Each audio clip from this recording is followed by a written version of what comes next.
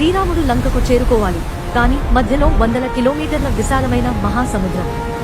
కేవలం 5 రోజుల్లో సముద్రం మీద 30 కిలోమీటర్ల పొడవైన ఒక బ్రిడ్జిని నిర్మించడం సాధ్యమేనా? ఆధునిక క్రేన్లు, మోడ్రన్ టెక్నాలజీ లేని ఆ కాలంలో వానర సైన్యం వాడిన ఆ సివిల్ ఇంజనీరింగ్ ఏంటి?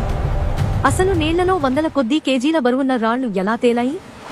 దీని వెనుక ఉన్న అసలైన సైన్స్ ఏంటో ఈ రోజు చూద్దాం. వానర సైన్యంలో 2 గొప్ప సివిల్ ఇంజనీర్లు ఉన్నారు. వాళ్లే నలుడు మరియు నీలుడు. సాక్షాత్తు ఆ దేవతల శిల్పి అయిన విశ్వకర్మ కుమారులైన వీరు ఈ రామసేతు నిర్మాణానికి ఒక అద్భుతమైన ప్లాన్ వేశారు. ముందుగా కేవలం రాళ్లు వేస్తే అవి కొట్టుకుపోతాయి అని తెలిసి ఒక బేస్ తయారు చేయడానికి సముద్రంలోకి పెద్ద పెద్ద చెట్లను, కలపను వేశారు. ఆ చెట్లపైన ఇసుకను, చిన్న రాళ్లను పేర్చి ఒక గ్రిడ్ లాగా తయారు చేశారు. ఆ తర్వాతే అసలు మ్యాజిక్ మొదలైంది.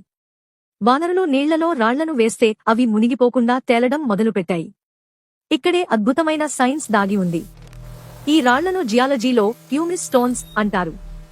అగ్నిపర్వతం బద్దలైనప్పుడు అందులోంచి వచ్చే వేడి వేడి లావా సముద్రపు నీటిలో పడి వెంటనే చల్లబడిపోతుంది.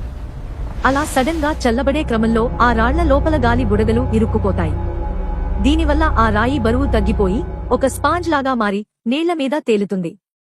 నలుడు మరియు నీలుడు ఈ టెక్నిక్ ని వాడుకుని ఆ రాళ్ల మీద శ్రీరామ అని రాసి సముద్రం మీద పేర్చారు.